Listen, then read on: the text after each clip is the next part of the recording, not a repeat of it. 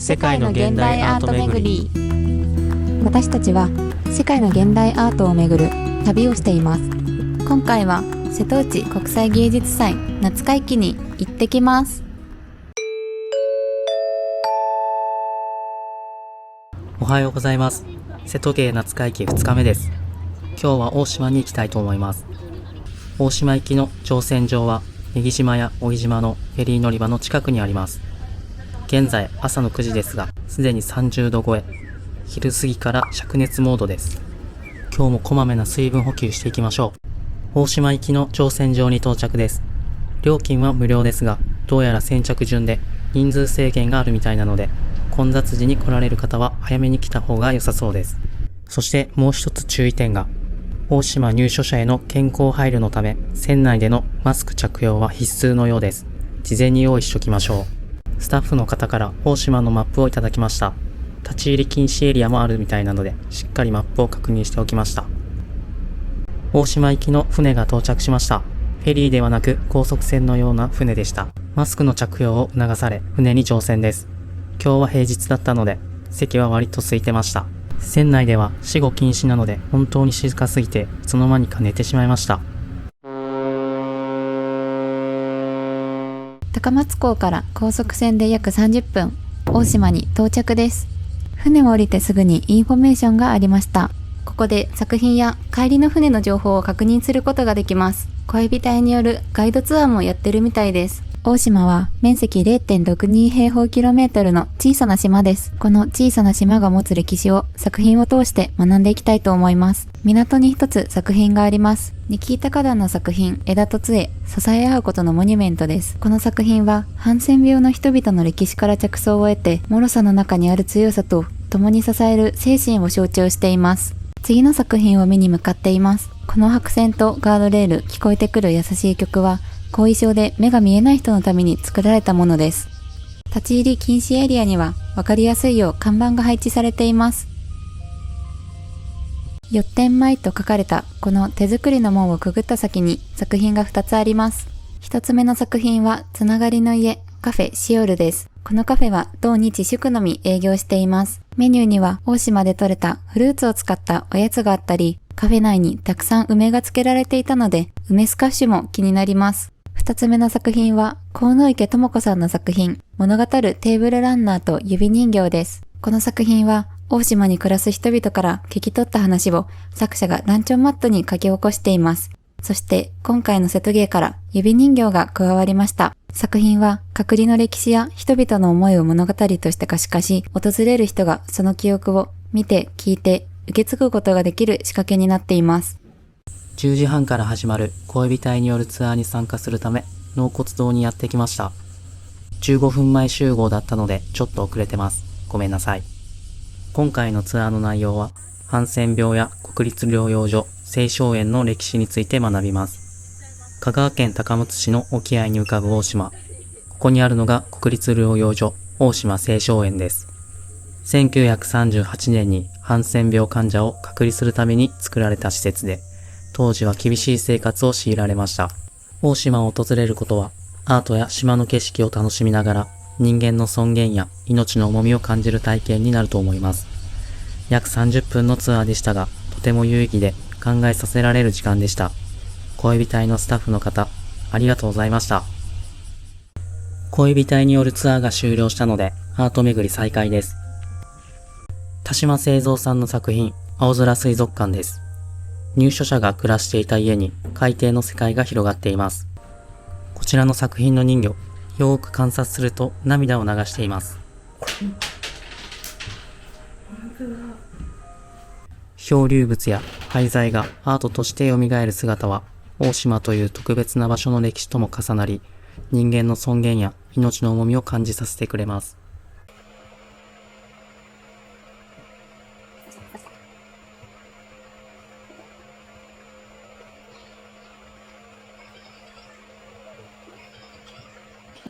青空水族館最後の部屋は一面ピンク色。今までの部屋とは異質な空間です。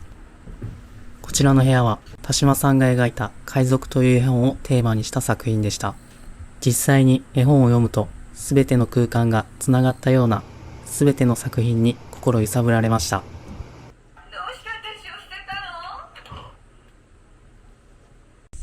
大島から眺める穏やかな瀬戸内海。天気も相まって景色が最高です。次の作品は田島清三さんの作品、森の象形です。この作品がある場所はかつて独身寮があった場所でした。森の中に現れる小道のような作品で、香川県に自生する美しい花、木や石などの身近な自然の素材と入所者が育てていた盆栽の松の木を譲り受け、小道の中に配置しています。自然と過去の記憶が交わる時間を体験し、大島の歴史を感じることができる歩くアート空間になっています。この作品を抜けた先に田島さんのもう一つの作品があります。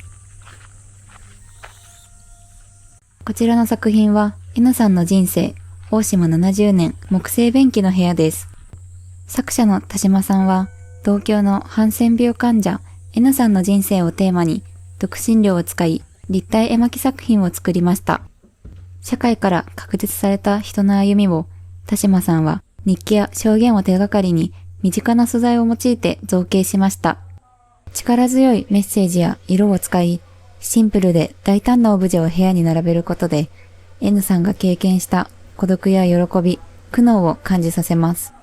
そして私たち鑑賞者はただの歴史資料ではなく一人の人間の生きた証として直接触れることができます。N さんは特別な人物ではなく誰もが持つ人生の象徴です。作品を通じて社会から隔てられた一人の人生を私たちはどのように受け止めるのか問われます。それと同時に見過ごされてきた人々の声に耳を傾けるきっかけを与えてくれます。この一つの建物で表された一人の人生を通し、大島が背負う歴史について深く考えさせられる作品です。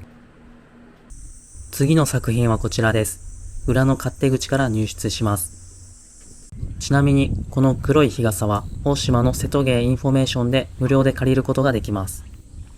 優しい美術プロジェクトケウの触手です。大島を撮り続けた入所者脇林清さんを撮影した写真を紺色に染まった部屋のあちらこちらに展示してあります。すべての写真が白黒で撮影されており、とても雰囲気があります。隣の部屋まで貫通させたこの作品。こちらの部屋とは打って変わって真っ白の部屋です。部屋の中には当時使われていたであろうものが散乱しています。それにしても、この6畳くらいの部屋に3人の大人の方が共同生活をしていたのを聞くと、想像を絶する過酷さだったんだなぁと感じさせます。次の作品に向かう途中に、2010年の瀬戸芸が始まる直前に、波打ち際で約30年ぶりに発見された解剖台が展示されていました。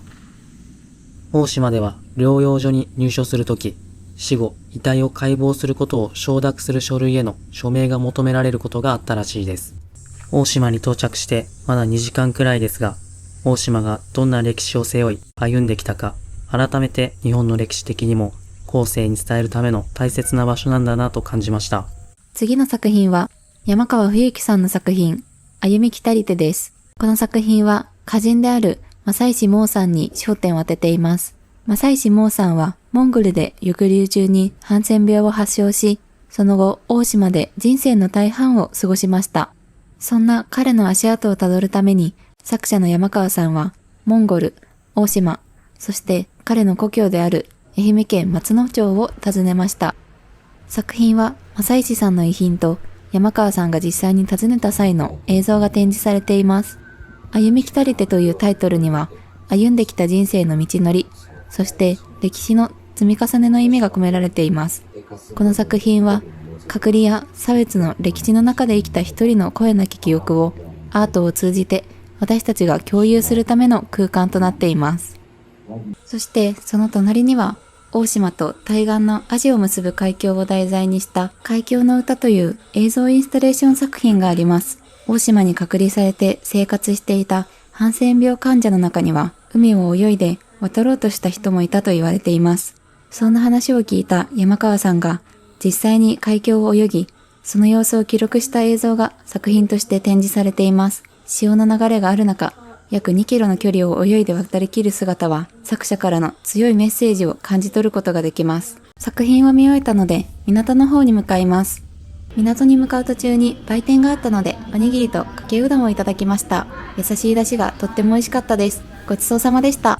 13時25分発、高松駅の高速船が到着したので、フェリー乗り場に向かいます。インフォメーションで、清少くんのうちわと、毛糸で作られたたわしをお土産でいただきました。短い滞在でしたが、実際に島を訪れたことで、過去にここでどんな生活をしていたのか肌で感じ、二度と同じことの繰り返しにならないよう、今私たちが見ているこの穏やかな風景を守るべきだと感じました。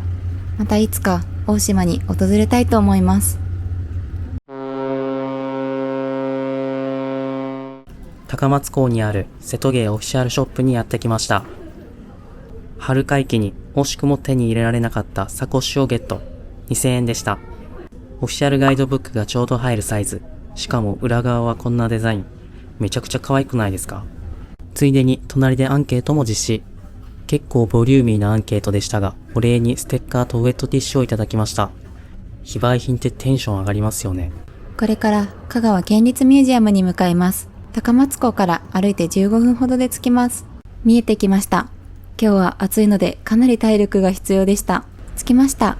香川県立ミュージアムです。ここは歴史博物館と美術館が一つになった総合的なミュージアムだそうです。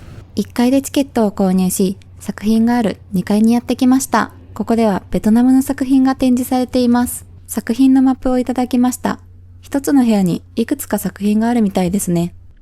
中に入ると映像作品が並んでいました。この作品は環境によって変わる雪の情景を描いた作品です。作品の前にはヘッドホンがあるので、音とともに作品を楽しめます。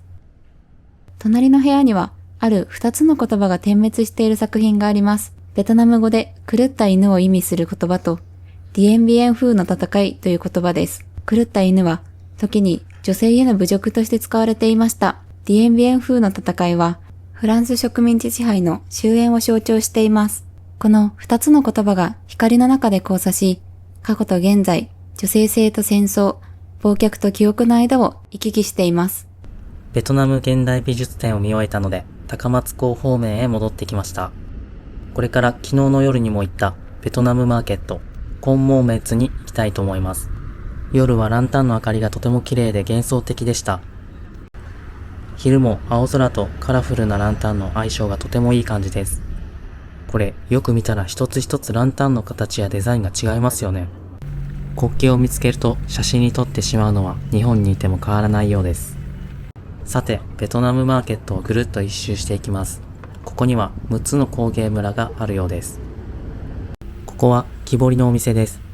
洪水で運ばれた流木を見事なアートに生まれ変わらせる。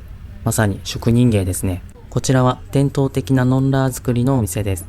乾燥させたヤシの葉を使って作られています。実際に自分で作ることもできたり、時間がない人も被らせてくれる体験型のお店でした。しかし、この日は通訳の方が不在でワークショップができなかったのは残念でした。さて、今日もこちらで美味しいコーヒーをいただきます。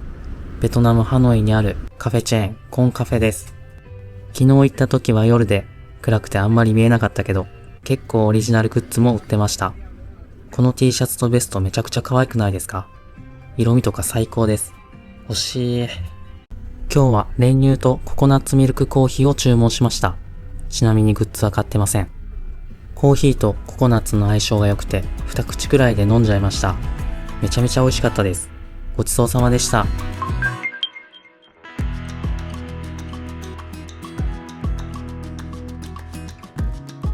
ご視聴ありがとうございます。次回の瀬戸内国際芸術祭は100年放置されていた製錬所と小さな島にあるアートたち、犬島に行ってきます。このチャンネルは世界の現代美術館の情報を配信しています。この動画がいいなと思った方はチャンネル登録とグッドボタンをよろしくお願いします。